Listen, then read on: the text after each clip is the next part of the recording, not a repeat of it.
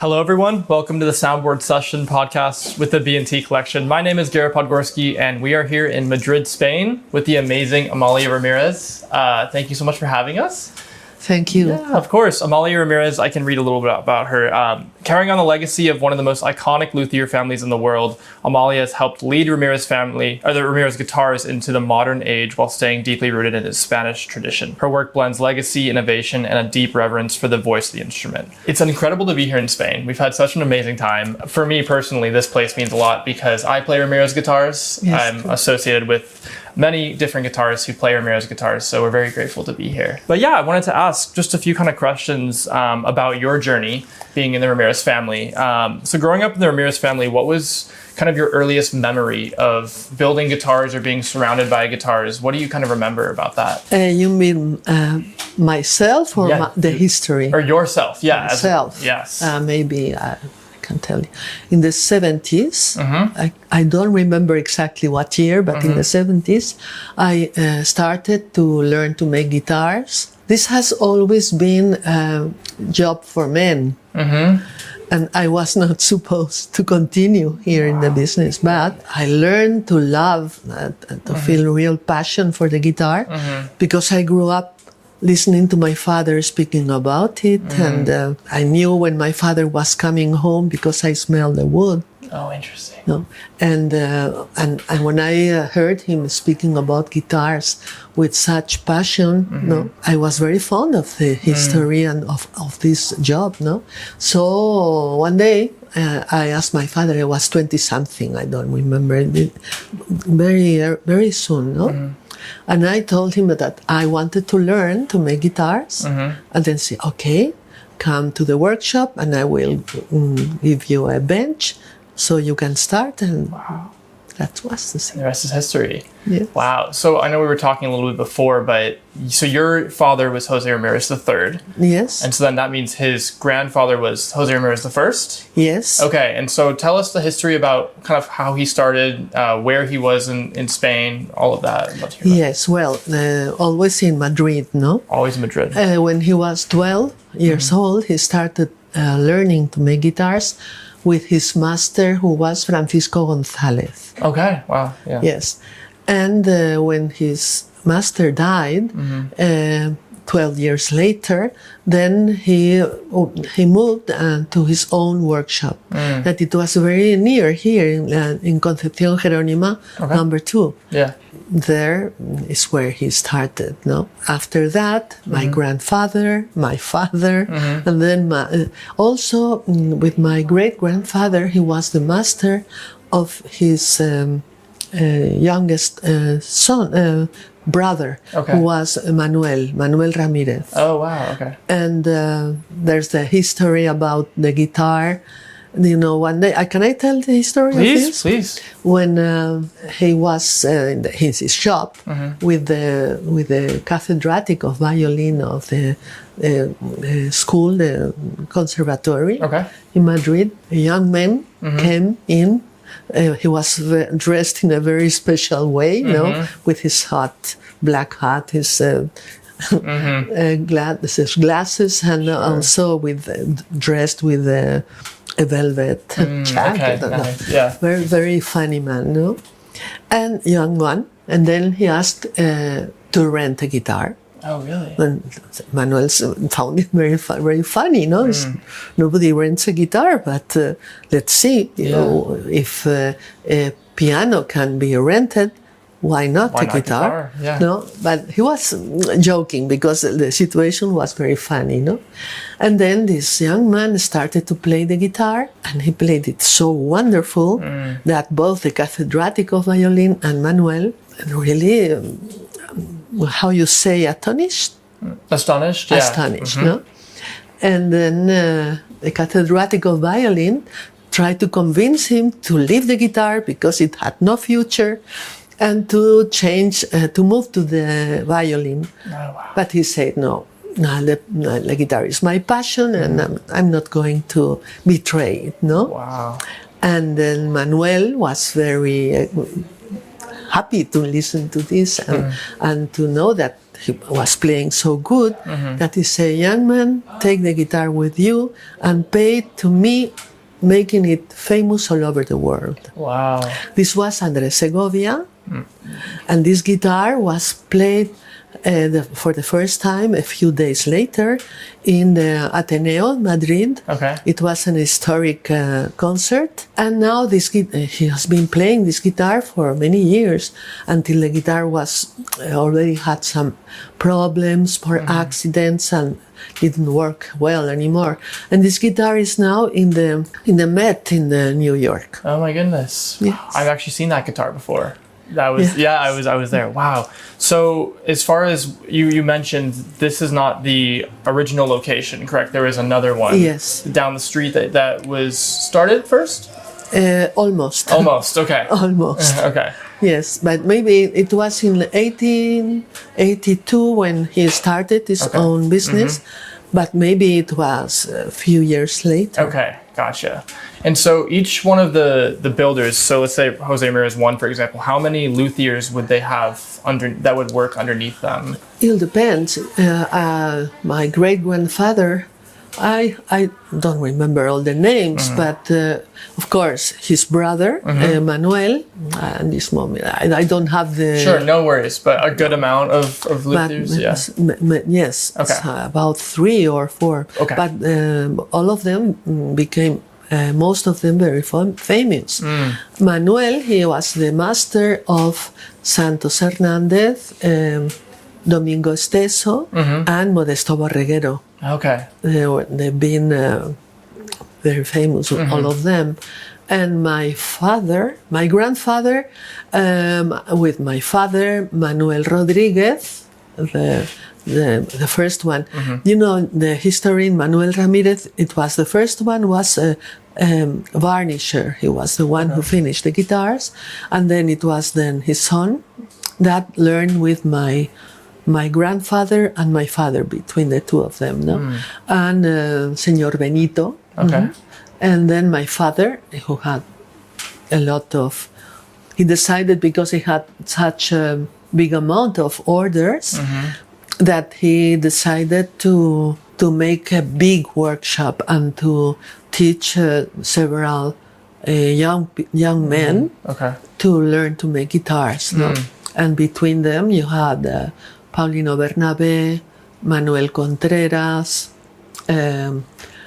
Manuel, how you call man? Oh, my problem with them. Jose Romero, Manuel Cáceres, Arturo Sanzano. There were many of them that they learned with my father, and of course my brother and me. Wow. That's amazing. There are so many, I've just noticed how many different luthiers there have been in the history of Ramirez, right? And which were, which became more famous in especially different time periods. I think it's fascinating to see that. Wow. So in the initial start of Ramirez, was your great-grandfather, for example, building classicals or flamenco? Or both? Both. Okay. Both. But we've been more used to make classical guitars. Classical, okay. Yeah. Because also, Segovia was...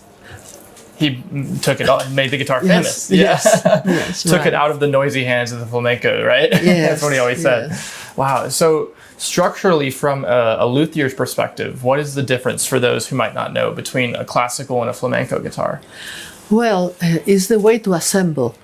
One of the things, very important. Yes. No, because the flamenco has the neck must be a little bit, the guitarist is, no? This is the top, this is the neck. But in the flamenco, the neck should be a little bit lower. Oh, interesting. Yeah, because it needs to have the action very low. Because the flamenco, they play very fast. They need low action. Yeah. low action. No? And also, they like that it's a little bit, you say, buzzing, but not buzzing. Just a little bit. A little bit, no? Like that. And then the other thing is the wood. The classical wood used for flamenco for the top has always been German spruce. Okay. And the sides and back, it was cypress, Spanish cypress. Okay. No? But also they call it blanca, the white guitar. No? Guitar, yeah. And also some of them, but the flamencos in those days didn't like the rosewood. Okay, yeah. Because it's black. Oh, So the black guitar, no? Really? And then Yeah. some played with the rosewood, but not usually, no? And but now we made both of them. No? And in the classical guitar, the action is higher Yep. because you're looking for a sound that it's more clear. Yeah. And in the olden days, there was not a real difference between flamenco and classical. Okay. But afterwards, my great-grandfather was the first to make a powerful guitar. Because in those days, the flamenco guitars, or the guitars were small and with a very intimate sound. Because they were played in small rooms Sure. where only the people who could be under an umbrella could be together. Wow. And then there Small. were three. Yeah. The one who played the guitar, the one who played the Clap. yes, and singer. Singer. No, cantaor. Tocador, cantaor y palmero. Oh, That's interesting. Yeah. And sometimes they accepted an aficionado. El Okay. aficionado, o sea, so sometimes for. This was in a very small room because they didn't need full sound, no? Yes. But in those days, there was the café cantantes and los tablaos, and they started, no? And there were big venues, so those small guitars the sound got lost with the zapateado, with the claps, with the singers, and with all those noise made by everybody, no? Yeah. The guitars disappeared, no? Wow. And so the guitar players, they came to my great-grandfather to ask for powerful sound. Powerful sound. And then he made the guitarra de tablao. We have now here, we have a reproduction we are making, no? Wow. And then this guitar became very popular, no? Yeah. And after that, in those days, there was not still a difference. For example, a guitarra de tablao, it was used also by Agustín Barrios Mangoré. Oh, really? Yes, he had a guitarra de tablao, made a black one. Okay. made with rosewood, no? That's more or less it was my great grand uncle Manuel who started to develop based on the tablao guitar. He developed how you say the bases? Okay, bass guitar or No, based on the flamenco guitar with the how you say with the structure. Okay. To say based on the tablao. Okay, gotcha. Which is the model that is still used for flamenco guitars. Okay. And then he developed the classical guitar. There started a difference between the two. Wow. That's incredible to hear. So it really sounds like Ramirez became so popular because they created a concert instrument, something that could dominate a concert hall. So would you say that Ramirez really started that, and then other luthiers really took note of that? Because before your great-grandfather, I believe that guitars were softer. They weren't as loud, correct? So would people kind of take note of Ramirez making these louder instruments, and other people would start doing that as well? Yes. Yeah, wow. So how would you describe that being the case? What makes these guitars so special? What is structurally like wood, kind of what is different about Ramirez? Maybe the neck width, like tell me about that. There's another thing that my father was the one who discovered the red cedar for the tops. Okay. And it was also by accident because he asked one of his employees to go to buy cedar for necks because it was in those days a period where it was not easy to find. His employee called him and told him, "Oh, I found a cedar, no? Here, if you want, I can bring a sample." He said, "Okay." And when he saw that cedar, he knew immediately that it was not the right one for the neck, but he saw the grain and he thought that it should be good for tops. And then he cut a piece of wood for a top, and then he left it on the metal, on the iron of the shoe, all the night to see what happened. No, and then next day that top was perfectly flat. Wow! It didn't. So he knew it is a very stable wood, so it must work well for it. And he made two. And he brought them to Andrés Segovia. Wow! And then he tried both of them. He didn't know what decision to make. But finally he chose one, and this is the one that he played. I think it was in his tour in Australia. Okay! Wow! That guitar. Yeah. Wow. And we have it in our collection. Oh my goodness. That's unbelievable. It's the very first guitar made with red cedar top. Wow. And incredible. So could you tell us a little bit about this guitar? We just purchased this guitar for the B&T collection. Yes. I would love to hear more about it. Yeah, okay, this guitar is like the traditional, but it's made, we call it plain. Okay. The sencilla. Plain because the original plain guitar has no ornaments. It's very, very simple. The construction, details, and so. But it is based on the traditional model. No?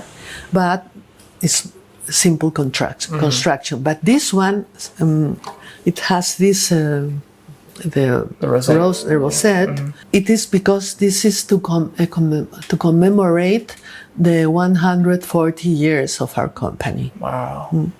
And then we made this special model based on the traditional, which is a plain guitar. Yeah. So is it 650? 650. Yes. Yeah. No. 650. Okay. And also it has single side. Oh wow. Not like the traditional that has double side. Double side. Sure. Inside. Yeah. It's a beautiful instrument. Yeah. I was playing this guitar before you arrived today, and it does feel like an older Ramirez. It's interesting. It has kind of that color or timbre that an older Ramirez might have. So it really is a special instrument. Yes. Yeah. So how much kind of now these days, how much are you personally building? Is it less or more? Are you building still a good amount? Me? Yes, personally. I'm not building now anymore. Okay, not anymore. No, some years ago I started with asthma. Oh, okay. And then I can go to the workshop only once a week. I cannot be under that environment of the dust and so on. No. Oh, wow. Okay. So I'm assuming you've started to train other luthiers? Yes. Oh, wow. But now I have two nephews, my nephew and my niece, and they are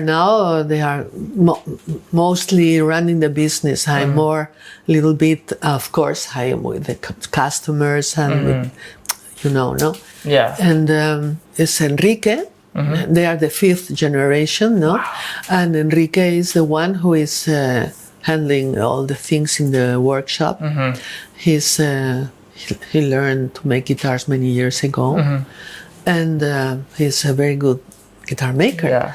And he's teaching her sister Cristina, Oh, wow. and because Cristina is polyphacetic lady. Okay. She's with the customers. She's with the design of the website and now the network. Does it all. Yeah. All. Everything, and also learning. She's making now a guitar, and she's learning with her brother. Wow. So I want to just ask you one final question. When you were in kind of the heat of building, when you were building a lot more, how was it being, a female in a male-dominated industry? Was that difficult for you? Did you ever face any setbacks? In the beginning, no, because I was supported by my father and my brother, so I never had a problem. People in the workshop, they would look at me as if I was something strange there, no? Wow. But no problem, no. The problem, and also when my brother passed away, and I had to be to take care of the business by myself, I never had a problem, except one day, one man came here. He came, I don't know the name, and even I knew I will never say, no? Sure. He came and he said, he wanted to buy a guitar, but he said, but if this guitar is signed by a woman, I don't want it. Oh, wow. I want a guitar signed by a man. And then they called me. I was in the workshop. Yeah. And I say, okay, don't sell it. Yeah. And say, no, but what do you do if they decide, don't sell it even if he wants? No more. No. Yeah. That was the only man, because all our distributors and customers and people who own guitar, they all wrote me emails to support me and to, very kind. Yeah. Very nice. I never had a problem there. No. Wow. Well, we're so grateful for you having us at the shop today. It's been an amazing, just seeing this place for the first time. I've thought about this place many times growing up, playing my Ramirez and hearing about the stories of different guitarists, for example, my teacher, Christopher Parkening, telling me about the stores, and just, wow, it's really incredible to actually be here. So we really appreciate your time and letting us, obviously interview you. But yeah, this was the Soundboard Sessions with Amalia Ramírez, and thank you so much. Thanks to you. Yeah, we'll see you guys soon. It's been a pleasure. Yeah. Thank you.